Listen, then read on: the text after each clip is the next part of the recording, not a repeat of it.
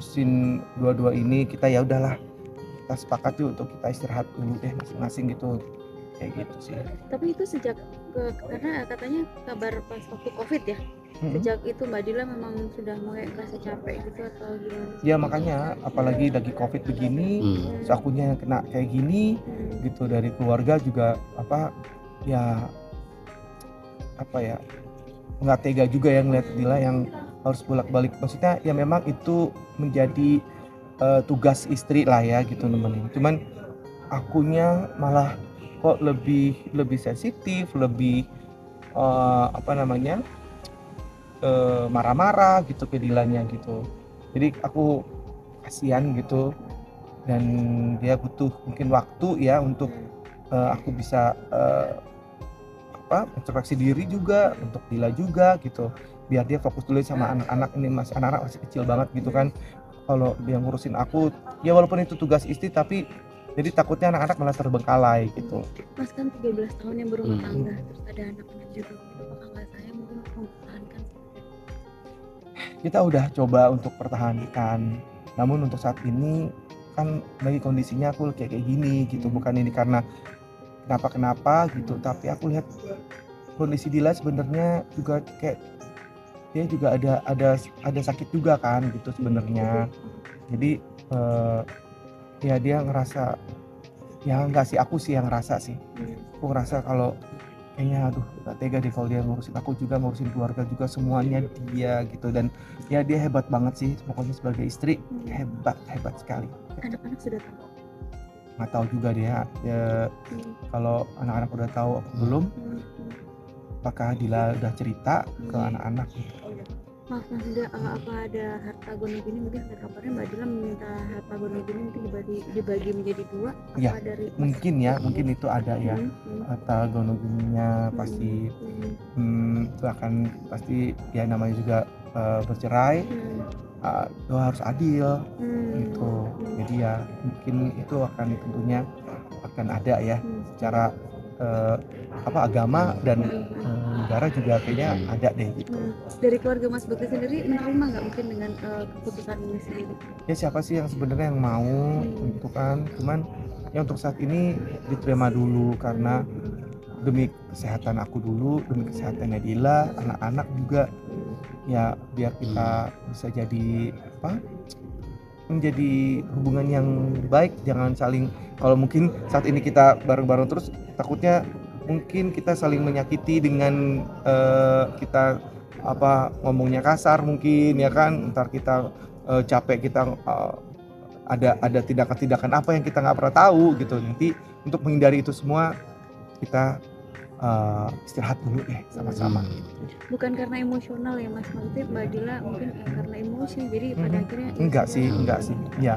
Jadi kalau emosi pasti ya jamak ya, semua orang dalam rumah tangga pasti ada emosi, ada apa, tinggal kitanya menghadapinya seperti apa. Cuman kan ini emosi orang sakit tuh beda deh sama masih orang biasa mungkin ya. Mungkin akunya nggak tega sama Dila yang mungkin aku kata-katanya mungkin kasar atau apa pada saat aku sakit seperti ini gitu. Jadi untuk menghindari itu dan biar semuanya bisa berpikir dengan baik dulu, kita istirahat dulu yuk gitu. Nanti datang sih di sidangnya perdana? Nggak tahu deh tuh manajer aku deh tuh, sepertinya sih kita nggak perlu datang pun juga nggak apa-apa katanya gitu. Sekarang udah ada manajernya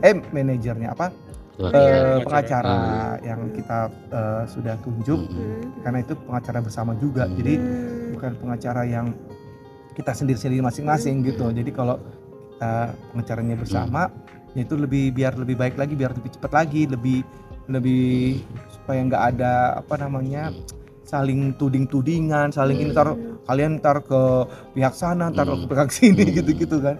Ya biar satu aja ya, untuk lebih baiknya gitu. Tadi Mas Bekti nggak mau rujuk? Iya, atau mempertahankan ya. Untuk saat ini ya siapa sih yang nggak mau rujuk, siapa sih yang nggak mau mempertahankan gitu. Tapi untuk saat ini sepertinya kita istirahat dulu gitu sih, seperti itu. Mata masih sakit? Mata masih sakit. Yang sebelah sini masih sakit. Tinggal recovery-nya aja. Ini matanya yang ini masih tertutup selaput.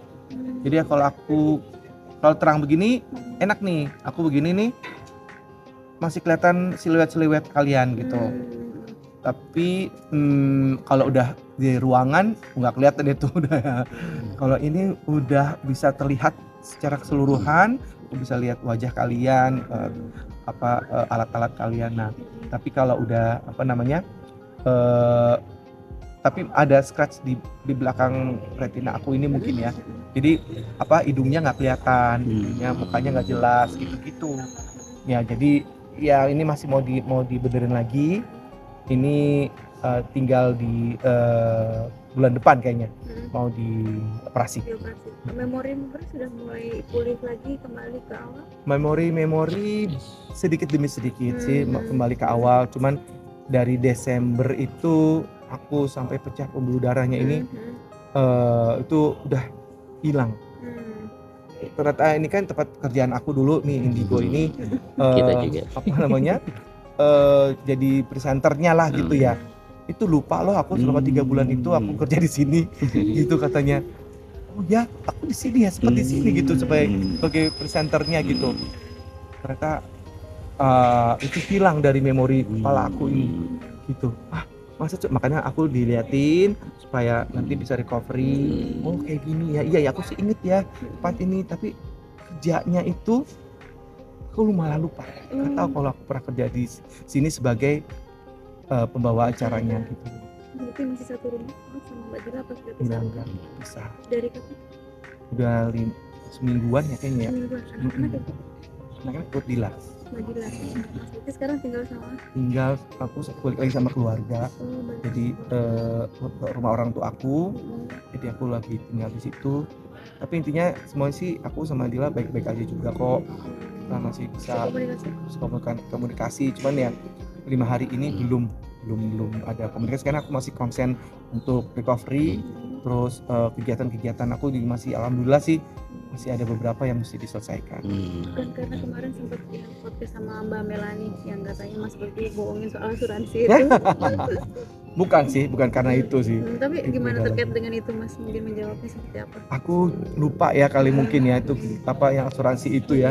Jadi sebenarnya sih yang aku ingat asuransi itu sebenarnya adalah masalah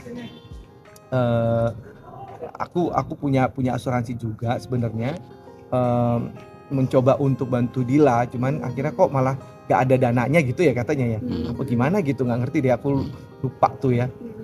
Ya udah akhirnya di situ orang melihat bahwa aku katanya sih ngebohongin Dila gitu asuransinya. Nah aku itu udah blur itu udah itu apa sih maksudnya gitu ya, masih belum tahu juga tuh.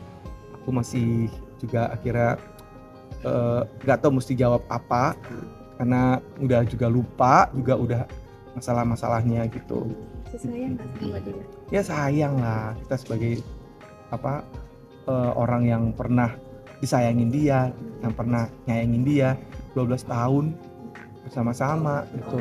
Ya tentunya nggak akan lupa jasa-jasanya dia yang udah ngurusin aku, kemarin juga ngurusin pas waktu sakit juga gitu. Itu nggak akan pernah lupa, itu kehebatan seorang istri ya kayak gitu, luar biasa.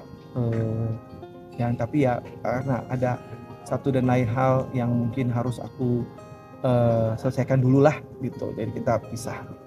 Tapi nanti akan balik lagi atau gimana? Nah itu dia belum tahu ya, doain aja yang terbaik ya gitu. Yes. Untuk nafkah dan segala macam pastinya nggak akan putus untuk anak-anak ya, anak-anak sih gitu. Karena kalau untuk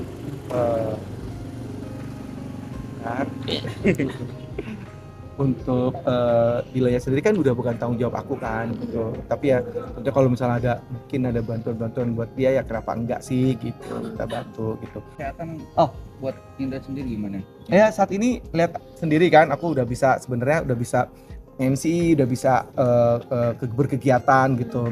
Dari manajemen sih sebenarnya udah diberikan kepercayaan kalau memang bisa gitu. Tapi tinggal ini matanya nih belum bisa baca benar, tapi kan bisa nanti diakalin apalah gitu kan yang bisa gitu.